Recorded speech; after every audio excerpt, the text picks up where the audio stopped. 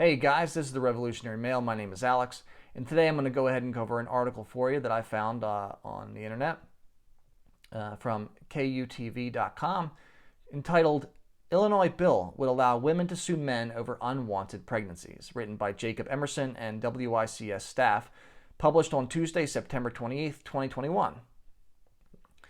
I'm reading this article because we're going to start seeing a lot more of this stuff in the culture and in law, potentially in law, as a lot of these ideas begin to percolate and spread throughout the country, especially as we see issues like, you'll see with this bill is in particular a response to what's going on in Texas with the way the Texas legislature has tried to affect women's abilities to get access to abortion. But let's go ahead and get into the article. A proposed bill in Illinois would change possible repercussions for domestic violence, sexual assault, and unwanted pregnancies. Democratic State Representative Kelly Cassidy filed the Expanding Abortion Services Act September 14th. The acronym of the bill spells out Texas. The bill was a direct response to the Texas legislature restricting access to abortions. Cassidy says the bill would outline new civil penalties for rapists and abusers. Those are the questions Illinois State Representative Kelly Cassidy, a Democrat from Chicago, asked before she introduced the Texas Act in Springfield earlier this month. Otherwise known as the Expanding Abortion Services Act, the newly introduced legislation would allow a person to sue anyone that causes an unintended pregnancy and create a public abortion fund for non-Illinois residents. The Texas Act was introduced just weeks after the most restrictive abortion law in the nation went into effect in Texas on September 1st, 2021. Cassidy says her bill will examine just how extreme the new Texas abortion law is, which allows private citizens to sue those that perform or aid in abortion and receive up to $10,000 as a reward for turning those individuals in. The Texas law effectively bans all abortions, regardless of rape or incest, after 6 weeks, a time frame where many women do not know that they're pregnant. That is true. A lot of women who might get pregnant wouldn't necessarily know after 6 weeks that they were pregnant. And the fund, the public abortion fund that this piece of legislation intends to create would be for people outside of the state of Illinois, to provide them with money, provide those women with money to actually pay for their abortions when they want them. And as I said, this is a direct response to the bill in Texas. And we're going to see more of this. We're going to see states talking to each other this way, the Republican Party and the Democratic Party talking to each other this way, engaged in this kind of cultural warfare by using the actual legislative bodies that they are a part of. If the case is won, half of the money, the $10,000 that we just talked about, how the Texas bill would enable people to win if they report. I'm going to start at the back, this previous paragraph here. The Illinois bill would do just the opposite. If passed, it would allow. Oh, wait a minute, 1 second. Sorry.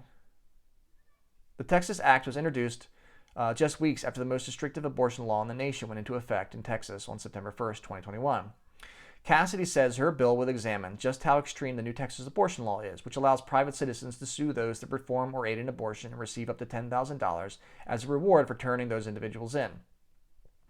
The Texas law effectively bans all abortions regardless of rape or incest after 6 weeks, a time frame where many women do not know that they're pregnant. The Illinois bill would do just the opposite. If passed, it would allow anyone to sue another person for unintended pregnancy, regardless of circumstances or consent. A person could also sue anyone who commits sexual assault, domestic violence, or abuse. The civil action damages would start at $10,000. And that's the amazing thing here. This bill is responding as if the people who passed the Texas bill are men trying to control women's behavior. That this is somehow a war that men are waging against all women. And that's not what's happening here. Most of these laws that are passed in states like Texas are passed by right-wing Christians. This is not about men versus women. This is about religion. And the belief that life begins at conception. But the feminist movement and women broadly have just taken this to assume that all these religious ideas about life beginning at conception are actually related to men wanting to control women. And that's not the case. Some of those men who in those religious movements may want to control women, but this is not a broad, wide-scale, generalized war that men all over are waging against women. See how ridiculous that frame of reference is? It's silly. Absolutely silly. And so this Illinois bill is doing exactly the same thing. It's all women striking back against all men by allowing all women to potentially, and because that's who this is going to apply to. There's no way in the world that men are going to be allowed, if this law were to pass, to sue under these guidelines. That's going to be thrown out of court immediately. This is clearly designed to incentivize women to sue their boyfriends, to sue their husbands, to give them another avenue by which to exploit and expropriate wealth from men. It's crazy. Absolutely crazy.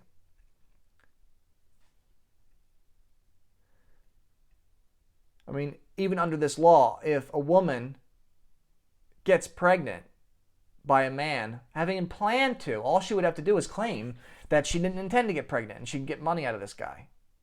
It's absolutely insane. If the case is won, under the Illinois law, half of the money would go to a public state fund to pay for abortions for residents of states like Texas. While Planned Parenthood Illinois action, Planned Parenthood Illinois action hasn't taken an official stance on the bill, they say Texans seeking abortions are already flowing into Illinois. But for those at Illinois Right to Life Action, a pro-life lobbying group, believe the proposed law is unconstitutional. This allows women to seek damages if they become pregnant after consensual sex, Executive Director Amy Gerke said. Yes, exactly. The fact that they will be taking money from people to fund abortion. There are so many aspects of this bill that make it completely unserious. And I agree.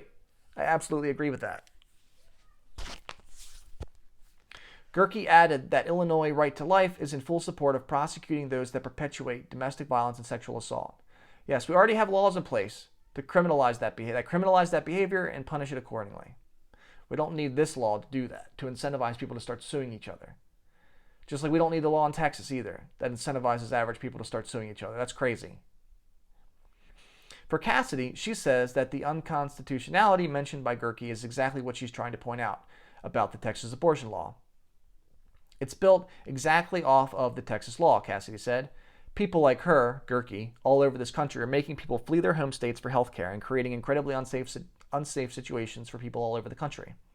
Cassidy explains that abortion access in Illinois is very protected and would be untouchable even if Roe v. Wade was ever overturned. Both Cassidy and Welch say they are in support of eliminating a parental notice of abortion requirement in Illinois, allowing anyone under 18 to receive the service without notifying a guardian. The Texas Act has only been introduced in the Illinois House of Representatives. It would need to pass in the House, in the Senate, and receive Governor J.B. Pritzker's signature to become law. So that's the end of the article. I just wanted to cover that very briefly because we're going to start seeing a lot of this stuff as states become increasingly kind of gerrymandered and increasingly controlled by the Republican Party and the Democrat Party. They're going to see this kind of intrastate warfare or interstate warfare. Kind of firing back and forth as the country continues to be more divided than it ever has been since the Civil War. But, I mean, this is a crazy time, an absolutely crazy time, where women are absolutely incentivized to take all kinds of action against men, and there's very, very little that we as men are able to actually do to protect ourselves. Other than, a lot of men have started doing, walking away from relationships with women. I'm not interested in doing that. I love women, and I love having all kinds of relationships with them.